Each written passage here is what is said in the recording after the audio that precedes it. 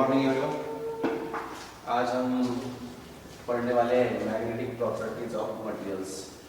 तो मैंने ऑलरेडी आपको बताया कि मैग्नेटिक जो मटेरियल्स है वो तीन टाइप के होते हैं, जनरली तीन टाइप के होते हैं, डायमैग्नेटिक, पैरामैग्नेटिक और ferromagnetic. Means according to magnetic properties the substance divided into three categories: diamagnetic, paramagnetic और फेरोमैग्नेटिक एंड फेरोमैग्नेटिक। तो फर्स्ट है डायमैग्नेटिक प्रॉपर्टीज पढ़ेंगे, बाद में पैरामैग्नेटिक प्रॉपर्टीज पढ़ेंगे, बाद में फेरोमैग्नेटिक प्रॉपर्टीज पढ़ेंगे। यानी एटॉमिक थ्योरी का यूज करके हमने इनके बारे में पढ़ा है। ठीक है, डायमैग्नेटिज्म यानी क्या होता है, उसके रिलेटेड फार्मूले, पैरामैग्नेटिज्म और फेरोमैग्नेटिज्म उसके रिलेटेड लॉज पढ़े, फार्मूले पढ़े, क्यूरी लॉ, क्यूरीज लॉ पढ़ा है। ठीक है, वो सब आपको याद में रखना है। और आज हम डीपली इनको डिस्टिंग्विश करेंगे on the basis of the magnetic property. इसकी मैग्नेटिक प्रॉपर्टी इन तीनों की भी कैसी रहती है, डायमैग्नेटिक मटेरियल की, पैरामैग्नेटिक मटेरियल की, फेरोमैग्नेटिक मटेरियल की। ठीक है, तो आज हम पढ़ने वाले हैं डायमैग्नेटिक प्रॉपर्टीज। ठीक है ना, उसके साथ ही हम पैरामैग्नेटिक प्रॉपर्टीज भी पढ़ेंगे। ठीक है, so first we discuss the diamagnetic properties. तो 8-9 प्रॉपर्टीज है इसकी, which is on the basis of the magnetic parameters. जैसे ससेप्टिबिलिटी पढ़ी है आपने, परमेबिलिटी पढ़ी है, स्टार्टिंग पहले लेक्चर में ही पढ़ा आपने। ठीक है, क्लासिफिकेशन मैग्नेटिक मटेरियल में पहले ही पढ़ा आपने।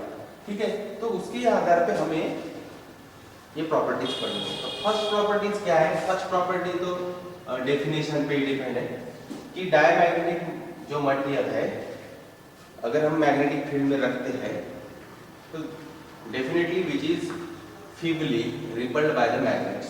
तो किसी कोई भी मैग्नेटिक फील्ड हमने अप्लाई किए using the magnets, N pole S pole ऐसे रखे हैं, बीच में कोई मैग्नेटिक मटेरियल रखा है, अगर वो फीबली रिपल्ड होता है due to this magnet, then such a material is called diamagnetic material. Means feebly repelled by magnet. This is the first property. ठीक है, सेकंड क्या है प्रॉपर्टी? अगर कोई मैग्नेट मैंने यूज किया है मैग्नेटिक फील्ड यूज करने के लिए, ठीक है, this is N pole S pole, magnetic field मैं अप्लाई कर रहा हूँ इसके यूजिंग दिस मैग्नेट। ठीक है, मैग्नेट। अब मैग्नेटिक फील्ड डेफिनेटली इस डायरेक्शन पे होंगी, एन पोल से S pole, definitely N pole to S pole होंगी। अगर आप कोई सस्पेंड करते हो यहाँ पे अगर कोई आप मैग्नेटिक फील्ड इस डायरेक्शन, ठीक है, एन पोल एस पोल, इस फील्ड इस डायरेक्शन में मैग्नेटिक फील्ड है। अगर आप कोई डायमैग्नेटिक का मैग्नेट, डायमैग्नेटिक मटेरियल का मैग्नेट अगर सस्पेंड करते हो, वायर का यूज करो या किसी स्ट्रिंग का यूज करो, यूज करके आप बार मैग्नेट को सस्पेंड करो और उस मैग्नेटिक फील्ड में रखो, तो वो क्या होगा, ऑटोमेटिकली खुद को ऐसे डायरेक्शन में अलाइन करेगा जो इसको परपेंडिकुलर होंगी, इस मैग्नेटिक फील्ड को क्या होंगी, परपेंडिकुलर होगी। क्या होंगी? परपेंडिकुलर होगी। क्यों परपेंडिकुलर है? क्योंकि ये जो डायमैग्नेटिक मटेरियल है which is feebly repelled by the magnetic field, feebly repelled by the magnetic field of the magnets, बराबर है, इसलिए वो खुद को इस मैग्नेटिक फील्ड के परपेंडिकुलरली खुद को रोटेट करेंगे। ठीक है, यानी that means this why this magnet is perpendicular to this magnetic field. दूसरा रीजन क्या है? दूसरा रीजन, फर्स्ट रीजन कि ये feebly repelled by the magnets. Second reason क्या है?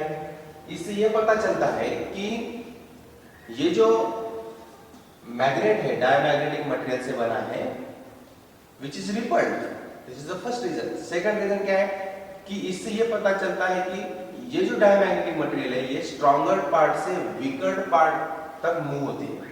जो स्ट्रॉन्गर पार्ट है, स्ट्रॉन्गर पार्ट से वीकर पार्ट की तरफ इनका मूवमेंट होता है। मीन जहां पे स्ट्रॉन्ग फील्ड है वहां से वो वीकर पार्ट की तरफ मूव होते हैं। ठीक है, मींस क्योंकि रिपल होते हैं, इसलिए यहाँ पे स्ट्रॉन्गर पार्ट है, डेफिनेटली मैंने अगर ऐसे रखा है इसको तो ये स्ट्रॉन्गर पार्ट की तरफ नहीं रहेगा, ये वीकर पार्ट, ये वीकर पार्ट है, तो वीकर पार्ट के तरफ वो खुद को अलाइन करेगा, बराबर है। इसका बेस्ट एग्जांपल दूसरा आ गया, इसमें और एग्जांपल है। अगर एन पोल है, ठीक है, और ये एस पोल है और ये दूर है, कैसे है, लॉन्ग डिस्टेंस पे, ये बात ध्यान में रखना, ये इंपॉर्टेंट है, लॉन्ग डिस्टेंस। और अगर मैं कोई डायमैग्नेटिक मटेरियल इस ग्लास में, इस ग्लास बीकर में रखता हूं,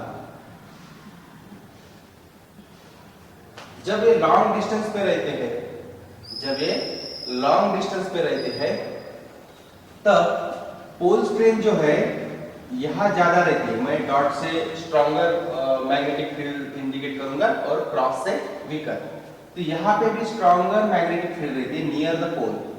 तो क्या होगा, ये डेफिनेटली प्रॉपर्टी क्या है, it is moving from stronger part to weaker part. तो ये जो डायमैग्नेटिक मटेरियल है ये वीकर पार्ट की तरफ मूव होगी, मींस यहां से यहां मूव होगी, कहां शिफ्ट होंगी, वीकर पार्ट की तरफ, वीकर पार्ट की तरफ शिफ्ट होंगी, ठीक है। अगर मैं यही पोल नजदीक रखता हूं, नियर, एक दूसरे के नियर रखता हूं, डिस्टेंस अगर स्मॉल रखा है, मैंने स्मॉल डिस्टेंस रखा है अगर, तो प्रॉपर्टी नहीं बदलेगी, थोड़े कॉन्फ़िगरेशन बदलेगा, प्रॉपर्टी नहीं बदलेगी। अब ये मैं अगर पोल नजदीक रखता हूं तो क्या होता है कि सेंटर में मैग्नेटिक फील्ड ज्यादा होती है, सेंटर में मैग्नेटिक फील्ड ज्यादा होती है, एट पोल वीकर होती है। तो ऐसे कंडीशन में अगर मैंने अगर कोई ग्लास में डायमैग्नेटिक मटेरियल रखा तो ये ऐसे शिफ्ट होंगे, इस पोल की तरफ शिफ्ट होंगे, क्योंकि pole at the near the pole magnetic field क्या है, वीक है। क्यों वीक है, क्योंकि हमने पोल पास में रखे, पोल पास में रखे तो डेफिनेटली सेंटर में मैग्नेटिक फील्ड ज्यादा होती है, तो यहां से यहां का मटेरियल जो है ये इस वीकर पार्ट में शिफ्ट होगा, ठीक है। यहाँ का जो है यहाँ वीकर पार्ट में, क्योंकि वीकर पार्ट कहाँ पे, नियर द पोल है, और यहाँ पे स्ट्रॉन्गर पार्ट का है, नियर द पोल है। क्यों, ये दूर है, सेंटर में वीक है मैग्नेटिक फील्ड, ठीक है। इसका मतलब ये तीनों के एग्जांपल से ये पता चलता है कि diamagnetic material move from stronger part of magnetic field to lower part and weaker part of magnetic field, ठीक, क्योंकि रिपल्ड होते हैं, ठीक है। Means move from stronger part to weaker part, stronger part to weaker part, ठीक है। और ये एग्जांपल ध्यान में रखना, जब लॉन्ग डिस्टेंस पे रहेंगे पोल तो सेंटर में मैग्नेटिक फील्ड कम रहेंगे as compare to near the pole, पर जब पास में रहेंगे ये मैग्नेट्स तो पोल पे मैग्नेटिक फील्ड कम रहती है, सेंटर में मैग्नेटिक फील्ड ज्यादा रहती है, इसलिए ये यहाँ बीच में का पार्ट शिफ्ट हुआ है, यहाँ पे साइड का पार्ट सेंटर में शिफ्ट हुआ है, ठीक है। पर stronger part to weaker part ही वो शिफ्ट हुआ है, ठीक है।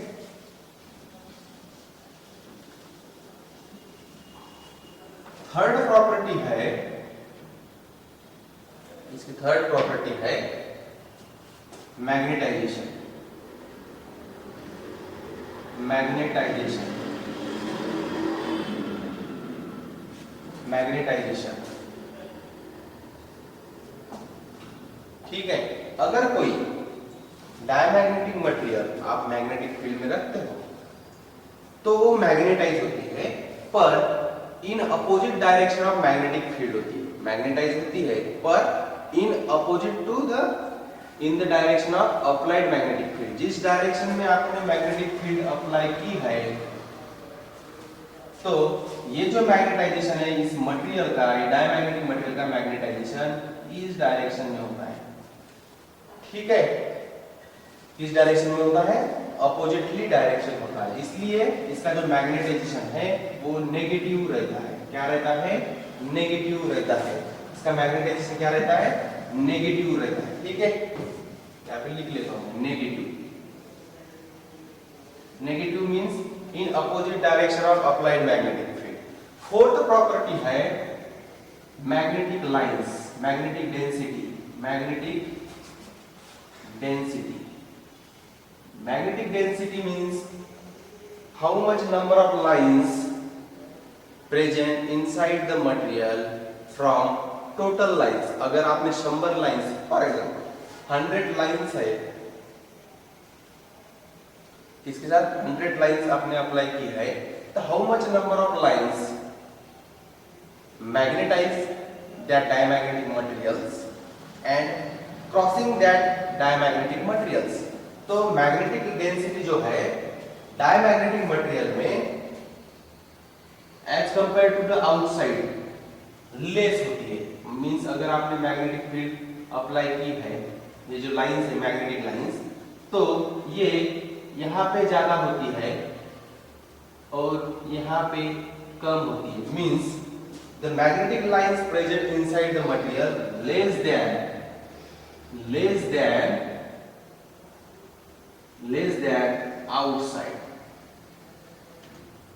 than outside means it is the density of the magnetic lines present inside the material is less।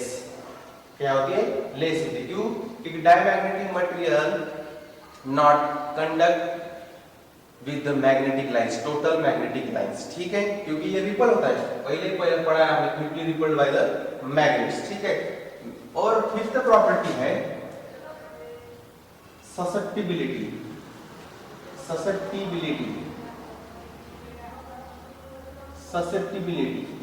जिसे हम एन से इंडिकेट करते हैं, susceptibility.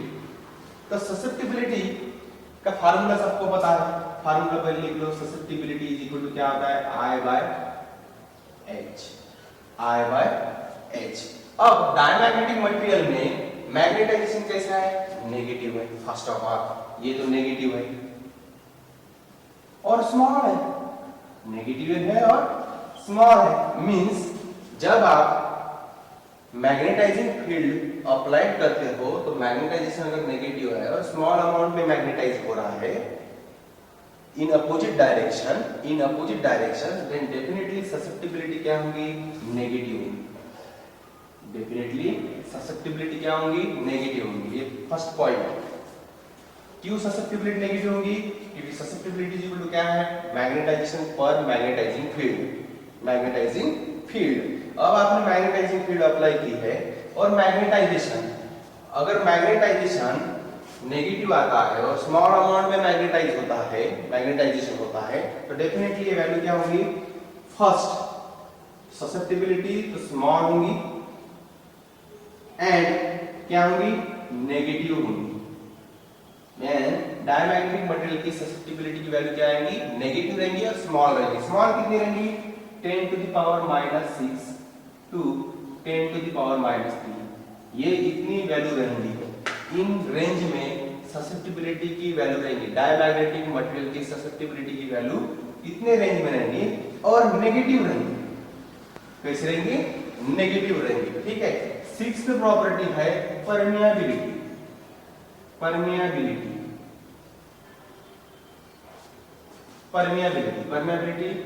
That is relative permeability. यहाँ पे लिखता हूं मैं 6 number, relative permeability which is indicated by mu R. ठीक है। अब रिलेटिव परमेबिलिटी का फार्मूला सबको पता है, हमने प्रूव किया है, mu are is equal to 1 plus ज़ाया।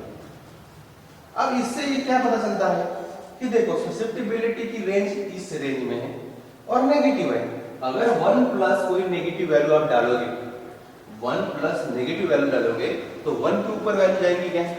नहीं जाएंगी। बराबर है ना? क्योंकि जो भी नेगेटिव वैल्यू है वो 1 से माइनस होंगी।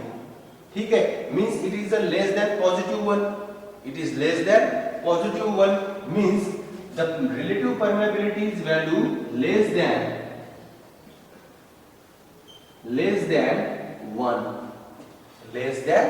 1। ठीक है। ध्यान में रखना है आपको ये वैल्यू कि रिलेटिव परमेबिलिटी जो है डायमैग्नेटिक सब्सटेंस की which is less than 1, always less than 1 क्यों? क्योंकि ये नेगेटिव है, यहाँ पे आप जो वैल्यू डालोगे वो 1 से माइनस होगी। अगर 1 में ऐड होती है तो 1 से ग्रेटर होगी, पर यहाँ पे माइनस होगी मींस 1 से कम होगी, मींस पर रिलेटिव परमेबिलिटी की जो वैल्यू है डायमैग्नेटिक मटेरियल की वो लेस देन क्या होगी? 1 होगी। ठीक है, अब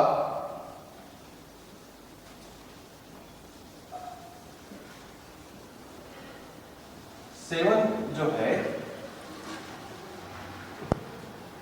वो है magnetic induction. Magnetic induction, magnetic induction, definitely magnetic induction means magnetic density inside the material, inside the material, which is indicated by the B and which is equal to the total magnetic field inside the material is equal to mu H plus mu naught I. Mu naught I. This is the magnetizing field. This is magnetizing field, but this is the magnetization. This is the magnetic induction due to the magnetization inside the magnetic field. जब आप किसी भी material को magnetic field apply करते हो, magnetising field apply करते हो, then that material is magnetized. पर डायमैग्नेटिक मटेरियल मैग्नेटाइज होता है पर in the opposite direction of magnetizing field होता है। मींस ये जो वैल्यू है आपने पढ़ा है हमने अभी कि मैग्नेटाइजेशन कैसा होता है, डायमैग्नेटिक मटेरियल का मैग्नेटाइजेशन कैसा होता है? नेगेटिव होता है। नेगेटिव मींस इन अपोजिट डायरेक्शन होता है। तो ये जो वैल्यू है क्या होगी? नेगेटिव है, डेफिनेटली क्या है? नेगेटिव है। मींस इसमें से ये वैल्यू माइनस होगी, means the magnetic field, magnetic inductions is less than magnetic induction in vacuum. Magnetic induction in vacuum means ज्यादा इंडक्ट नहीं होंगे। डायमैग्नेटिक मटेरियल क्या होगा? As compared to the magnetic field in vacuum, magnetic induction in vacuum, that is greater than the magnetic induction inside the diamagnetic material. Magnetic induction means magnetic induction जो है diamagnetic material का वो कम इसमें होगा, कम small amount में होगा as compared to the magnetic induction in vacuum. Means not that much of lines of the magnetic fields induct with, link with the diamagnetic materials. ठीक है, और लास्ट इसकी प्रॉपर्टी है क्यूरी लॉ। क्यूरी लॉ, तो Curie law क्या है? Curie law is depend upon temperature. Curie law क्या कहता है कि susceptibility of the any magnetic material is equal to Curie constant upon temperature, but diamagnetic material is not depend on the temperature, not depend upon the temperature, means its magnetic properties not change with the temperature. आप increase करो या decrease करो, diamagnetic property जो है वो diamagnetic substance की change नहीं होती, means diamagnetic material not obey the Curie law, not obey the Curie law, not obey the Curie law. ये लॉ ओबे नहीं करता, ये लॉ ओबे नहीं करता। ठीक है, but this all the diamagnetic properties of the diamagnetic substance. ठीक है, अब नेक्स्ट है पैरामैग्नेट। सेम है, सेम टॉपिक, यही प्रॉपर्टीज है पर थोड़ी चेंजेस है उसमें।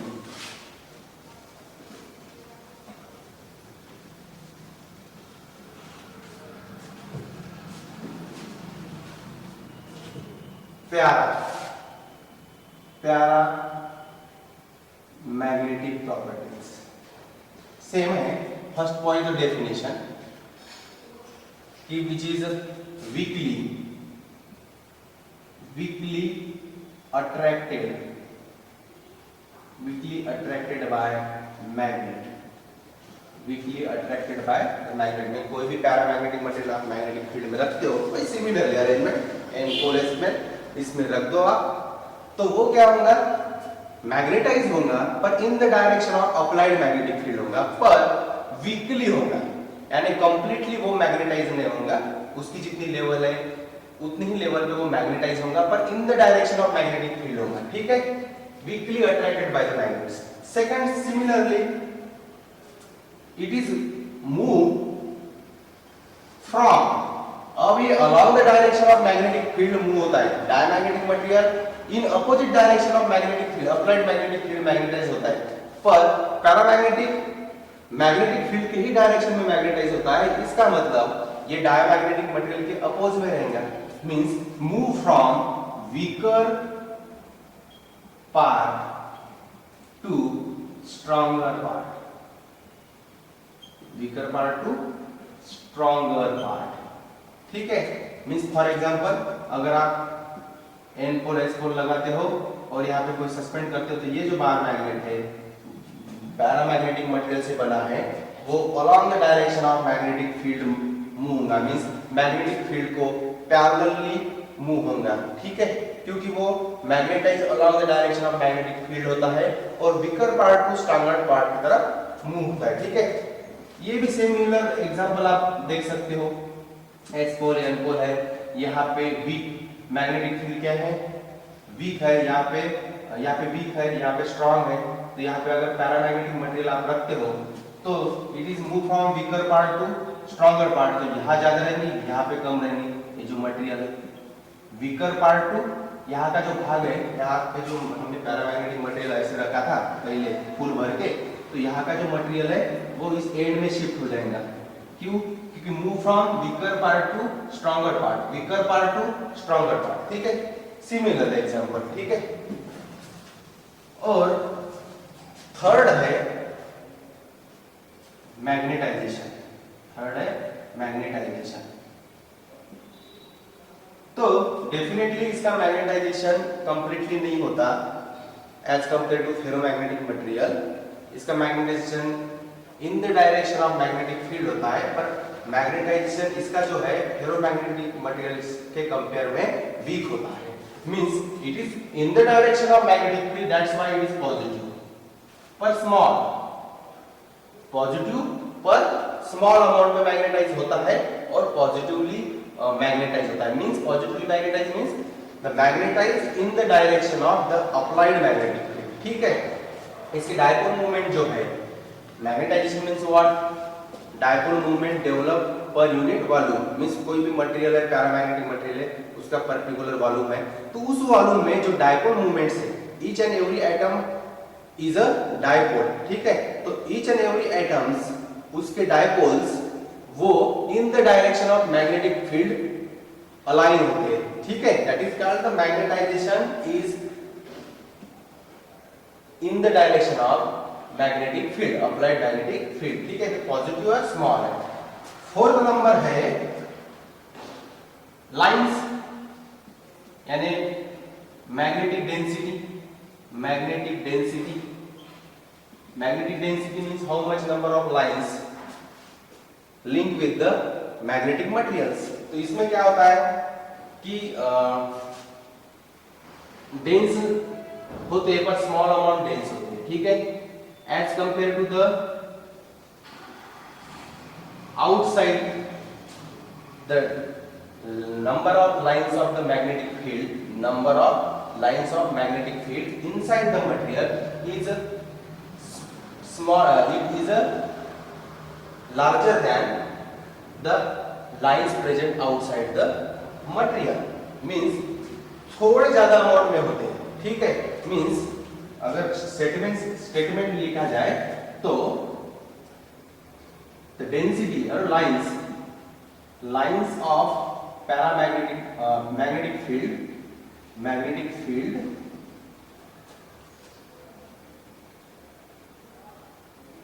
smaller dense than outside field,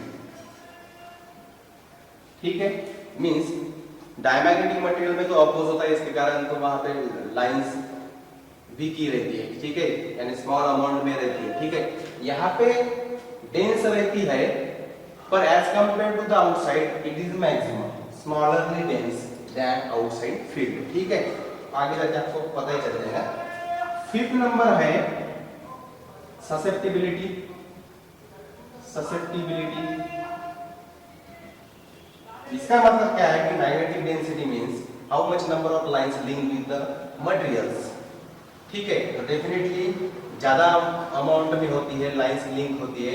ठीक है, एंड यहाँ पे जो भी नंबर ऑफ लाइंस प्रेजेंट है, जो भी मैग्नेटिक डेंसिटी है इसकी ज्यादा होती है मटेरियल की, पैरामैग्नेटिक मटेरियल की as compare to the other. Means आपने अगर मैग्नेटिक डेंसिटी का अगर मैंने रो से इंडिकेट किया है, तो अगर ये जो सपोज ये मटेरियल की है, it is greater then the density in outside. ठीक है, अगर मैग्नेटिक लाइंस की डेंसिटी है अगर इंडिकेट करता हूं तो it is greater then outside, means ये ज्यादा मैग्नेटाइज होता है। ठीक है, इन the direction of magnetic field, पर स्मॉल अमाउंट में, ज्यादा ग्रेटर नहीं होती है, स्मॉल अमाउंट में ग्रेटर होती है। ठीक है, फेरोमैग्नेटिक मटेरियल में वेरी वेरी ग्रेटर देन होती है। फेरोमैग्नेटिक मटेरियल में जो डेंसिटी है very very greater than the magnetic field in the vacuum. ठीक है, लाइन जो भी प्रेजेंट है, number of lines of the magnetic field present in vacuum which is very very less than the number of lines present in ferromagnetic material. Similarly यहाँ पे greater होती है पर small amount में greater होती है, small amount में greater होती है as compared to ferromagnetic material. Confuse मत हो, ठीक है। पर diamagnetic material में क्या होता है, this is rho naught is greater than rho dash। ठीक है, अब susceptibility is I by H। Definitely I जो है मैग्नेटाइजेशन जो पॉजिटिव है पर स्मॉल, पॉजिटिव है पर स्मॉल है। सो डेफिनेटली जो ये जो वैल्यू है ससेप्टिबिलिटी की, ये 10 to the power -5 to 10 to the power -3 के बीच में रहती है, पर पॉजिटिव रहती है, कैसी रहती है, positive. 6 permeability, relative permeability mu are is equal to definitely 1 plus जाएम रहता है।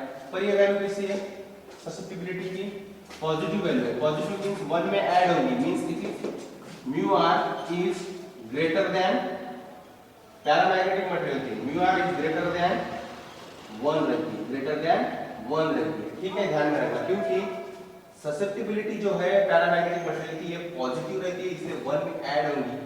ठीक है, तो 1 से ज्यादा रहेंगी permeability, relative permeability of paramagnetic material is greater than 1। ठीक है, और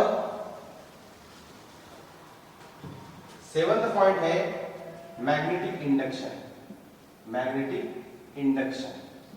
that is magnetic field is equal to क्या होता है, B is equal to mu naught H, this is a magnetizing field, plus in vacuum this is a magnetization, this is also magnetic induction due to the magnetization inside the field। अब magnetisation इसका क्या है, paramagnetic material का magnetisation positive रहता है पर small amount में रहता है, इन the direction of magnetic field, in the direction of magnetic field रहता है पर स्मॉल अमाउंट में रहता है। ठीक है, और पॉजिटिव रहता है, means the magnetic field inside the material, magnetic inductions present inside the paramagnetic material is greater then the magnetic induction in vacuum। Magnetic induction in paramagnetic material is greater then, क्योंकि ये positive है। ठीक है, इसको अगर मैं निकाल दूं तो ये है वैक्यूम, ये वैक्यूम की वैल्यू है, पर मैं मटेरियल में कितनी होगी, मटेरियल में तो ये mu naught plus mu naught i है। समझ में आ रहा है, तो इतनी वैल्यू ऐड हो, डायमैग्नेटिक में इतनी वैल्यू नेगेटिव होती है, इसलिए B is less than B not होता है, मींस डायमैग्नेटिक मटेरियल में जितना मैग्नेटिक इंडक्शन है वो less than magnetic induction in vacuum होता है। ठीक है, तो इसमें भी magnetic induction in paramagnetic material greater than B not, क्योंकि ये ऐड हो रहा है, डायमैग्नेटिक में नेगेटिव होता है इसलिए ये आता है, पैरामैग्नेटिक में ये होगा। ठीक है, 8 number last,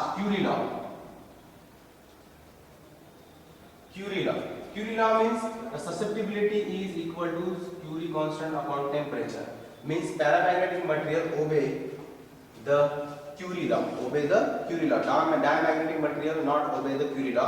paramagnetic material is depend upon the temperature, जैसे इंक्रीज होगा डिक्रीज होगा उस हिसाब से वो पैरामैग्नेटिक मटेरियल की प्रॉपर्टी जो है चेंज होगी, डायमैग्नेटिक की नहीं होती चेंज, इसलिए पैरामैग्नेटिक मटेरियल फॉलो या obey the Curie law, in sine is equal to C by T। This is all about the diamagnetic material and paramagnetic material. ठीक है, थैंक यू। कल हम लेक्चर में पढ़ेंगे फेरोमैग्नेटिक मटेरियल और उसकी प्रॉपर्टीज। ठीक है, थैंक यू।